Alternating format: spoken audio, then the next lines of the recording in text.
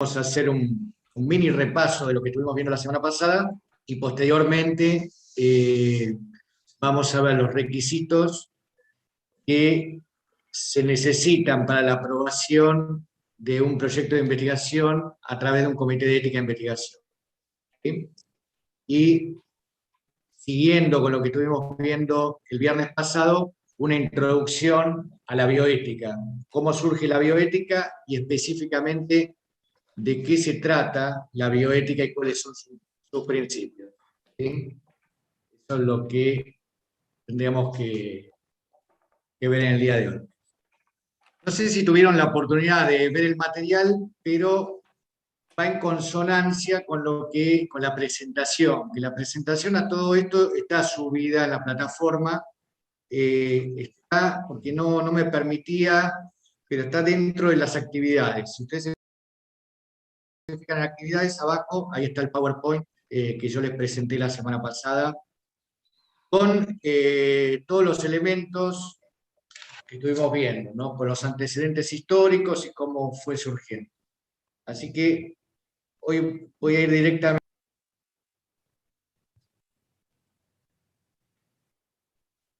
Vamos a ver. Una conclusión. Si ustedes recuerdan, en primer lugar, vimos los pseudo-experimentos que se realizaron en los años 30 al año 45 aproximadamente en Alemania. A raíz de eso comentamos del juicio de Nuremberg, que fue del año 46 al año 47, y a raíz del juicio de Nuremberg estuvimos comentando brevemente el código de Nuremberg que surgió un año después. Y de ese código de Nuremberg también, en el año 48, da lugar a la aparición de la Declaración Universal de Derechos Humanos, ¿sí? Que muchos de ustedes habrán escuchado hablar, que es de diciembre de 1948, Declaración Universal de Derechos Humanos, que tiene mucho que ver con la bioética y tiene mucho que ver con la práctica médica. De hecho, tuve la oportunidad de ver un manual nuevo que se publicó está subido en la página del Ministerio de Salud, que es de marzo de este año, y muchos de los temas que estamos viendo, que estuvimos comentando la semana pasada, que vamos a comentar el día de hoy, está en ese manual para los pacientes, para el personal de salud respecto a los derechos de los pacientes. ¿Sí? O sea que realmente me pareció muy importante que esto esté subido a la plataforma del Ministerio y que se dé la trascendencia y la importancia que tienen estos temas. Son 133 hojas, si mal no recuerdo, y está todo relacionado con la bioética. Habla mucho de la bioética, habla mucho de todos estos antecedentes también de la bioética, comenta, bueno, todo lo que estamos tratando de conocer en estas primeras clases introductorias, ¿sí? Entonces, después del Código de Nuremberg y después del Código de Ética Médica, que sigue hasta el día de hoy siendo vigente, la última modificación fue bastante reciente, el año 2017, el Código de Ética Médica de la Asociación Médica Mundial. En el año 64 les comenté de la Declaración de Helsinki, y en el año 78, después de 4 años de trabajo, les comenté el informe Belmont, que fue un trabajo que dio lugar al origen y al nacimiento de los principios de la bioética, ¿sí? Los principios de la bioética surgen en el año 79, que es lo que vamos a ver en el día de hoy.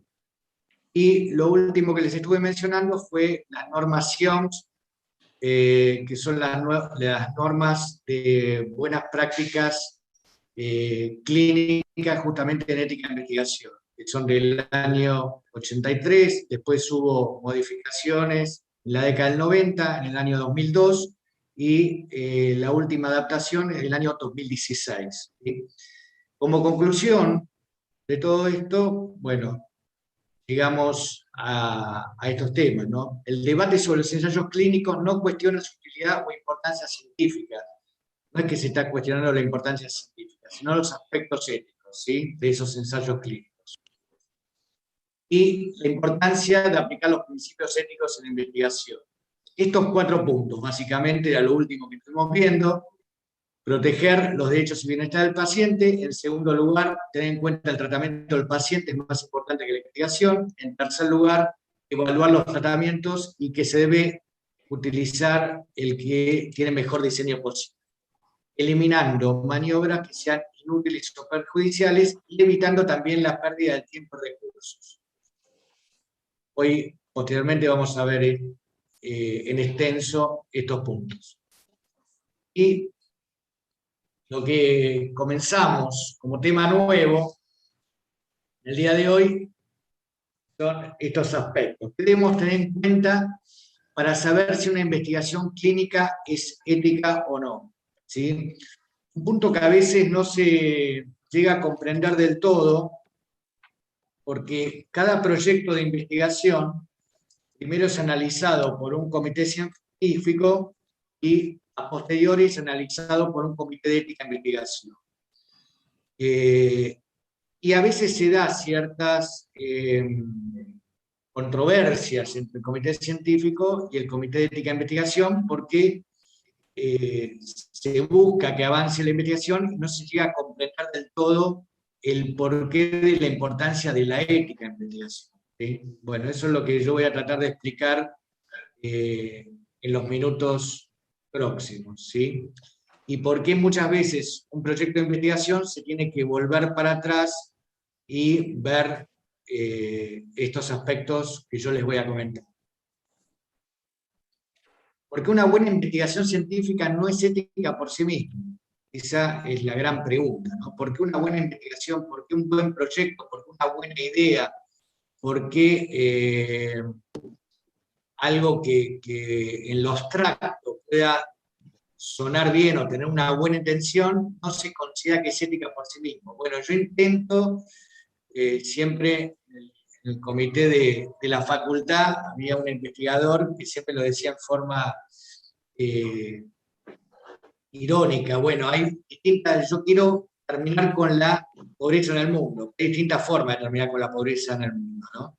Por así decirlo. Uno lo puede hacer de forma correcta, ética, o uno lo puede terminar con la pobreza de otras maneras consideradas no éticas, ¿no? Bueno, de eso se trata una investigación científica.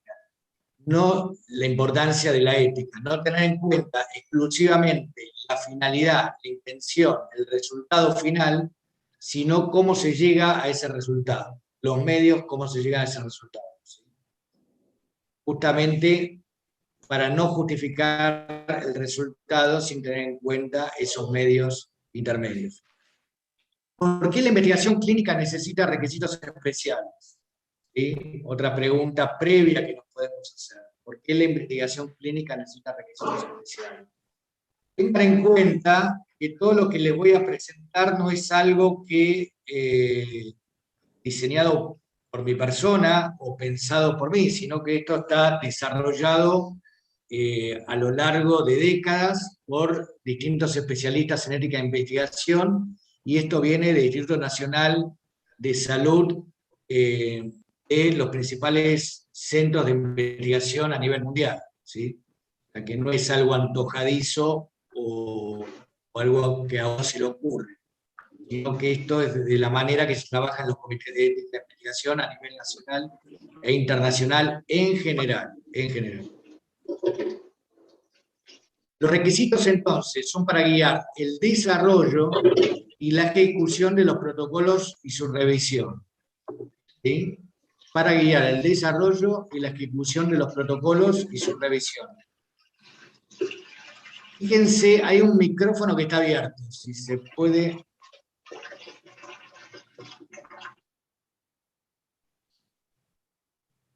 Bueno, continuamos. Sí, bueno, gracias. para evaluar la ética de las acciones individuales, esto no es para evaluar la ética de las acciones individuales del investigador y la empresa de investigación clínica en su totalidad. ¿Sí? Es importante tenerlo en cuenta. Acá no estamos evaluando si el investigador es ético o no. Podemos deducirlo de algunas acciones que él realice. De esto vamos a ver en clases posteriores que es mucho más complejo el poder saber las acciones individuales de una persona si son éticas o no. Porque más allá de lo visible exteriormente, entra toda una cuestión de la conciencia individual y personal de cada uno, que es inaccesible. Uno lo que ve del otro son las acciones exteriores y no puede tener un ingreso, por así decirlo, a la conciencia de la persona. Por lo menos a simple vista, ¿no? Entonces, acá no se evalúa la ética de las acciones individuales ni la ética de la investigación clínica de la empresa de investigación clínica, sino simplemente si el proyecto de investigación cumple ciertos requisitos o no. Un requisito que debería tener en cuenta un proyecto de investigación para ser considerado válido, ¿sí? El proyecto de investigación debe tener un valor social. Siempre cuando a un comité llega un proyecto de investigación, hay proyectos que es claramente se observa un valor social. Y otros proyectos, nos ha tocado en alguna oportunidad en distintos comités con distintos integrantes, de decir, bueno, ¿qué es lo que busca este proyecto? ¿Qué es lo que tiene de original este proyecto? ¿Cuál es la finalidad última? O para, en términos coloquiales, por así decirlo, ¿para qué sirve este proyecto? ¿No? O sea, ¿cuál es la utilidad, cuál es el valor para la sociedad, para la comunidad, para los mismos sujetos participantes?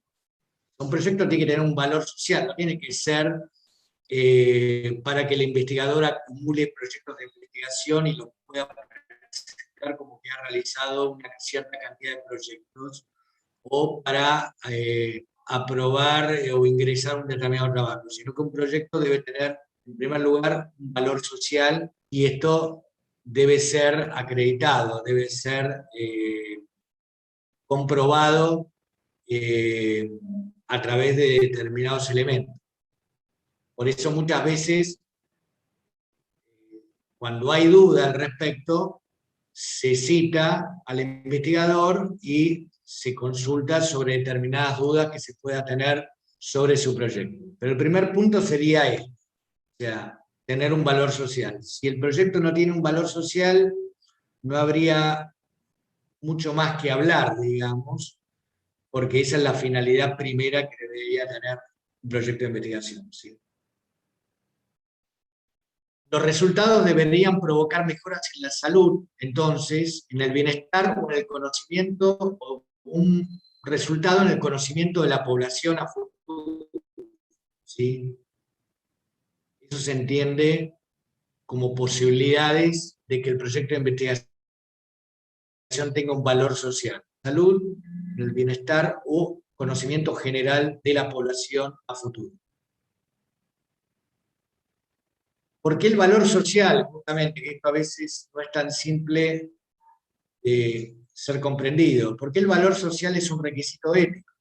Una pregunta que no podemos hacer.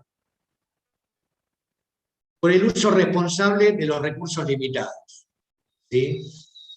Uno a veces no toma conciencia de esto, pero uno no se puede, siempre cuando uno canaliza energía en una situación, deja de canalizar energía en otras determinadas. Y los recursos son limitados, el tiempo es limitado, los medios económicos son limitados. Y no se puede hacer participar a una persona en una investigación que no tiene ningún tipo de valor social, justamente porque se está utilizando recursos económicos y se está utilizando el tiempo de la persona para una investigación que no tiene razón de ser, ¿entiendes? O sea, porque no tiene ningún valor, como dijimos previamente. Para evitar la explotación, entonces, de las personas que intervienen en la investigación. Evitar la explotación en ese sentido, de utilizar el tiempo de esa persona y las expectativas de esa persona en algo que no va a llevar a ningún resultado positivo ni para esa persona ni para la comunidad en general. ¿Sí? Es malgastar el tiempo, básicamente. Los recursos son limitados: espacio, tiempo, los recursos económicos, y esos recursos se podrían utilizar para otras actividades de investigación, de educación, de mejora del sistema de salud. Podrían utilizar esos recursos en otro proyecto de investigación que sí tenga una repercusión para la comunidad o para el paciente propiamente. ¿Sí? Evitar la explotación, entonces,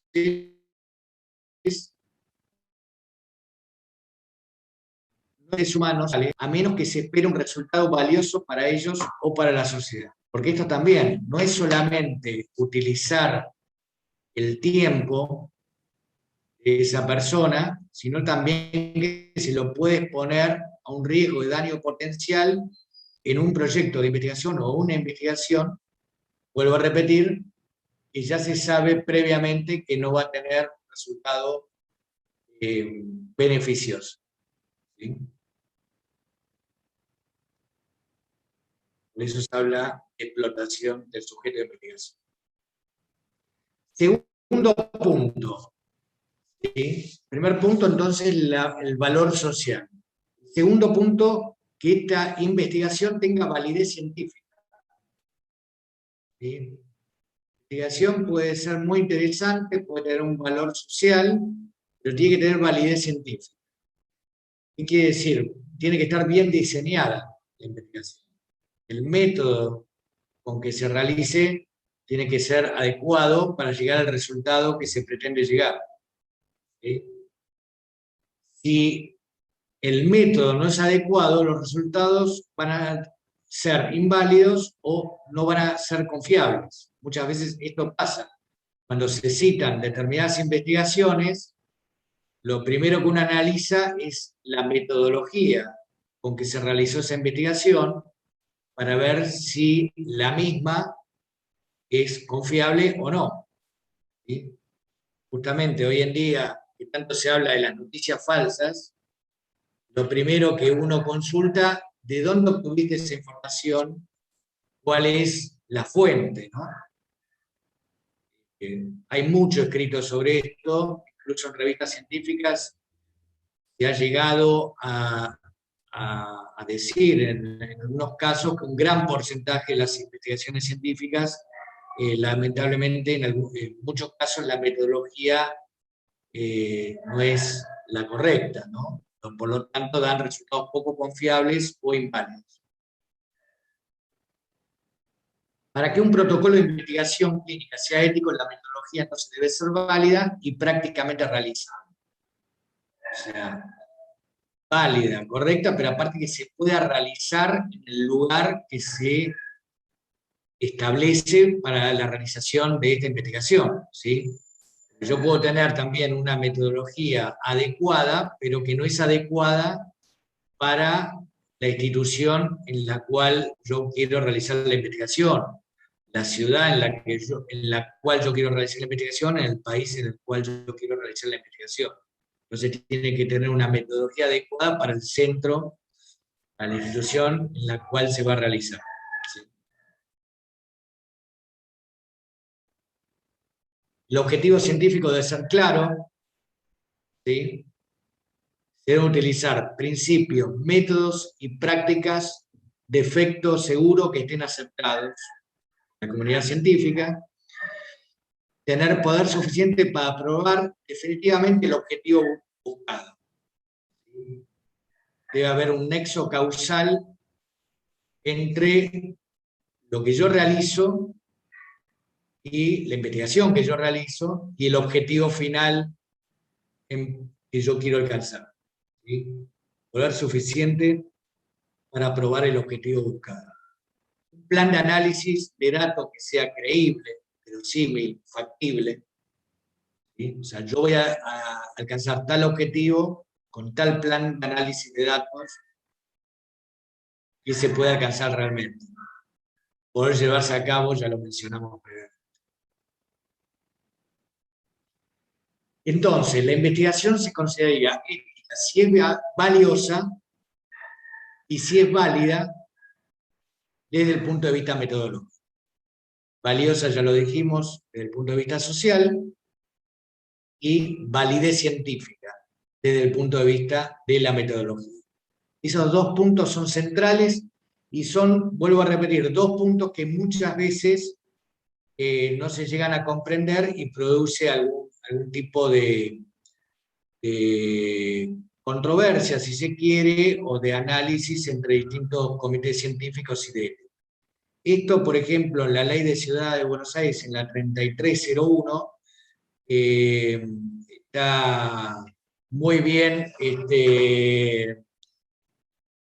muy bien establecido en el artículo 8º, inciso E, F, G, H. ¿Sí? Después se lo puedo subir a la plataforma para que ustedes mismos lo observen. Ahí está delimitado justamente la importancia de la metodología para que un proyecto de investigación sea considerado válido. Seguimos avanzando entonces.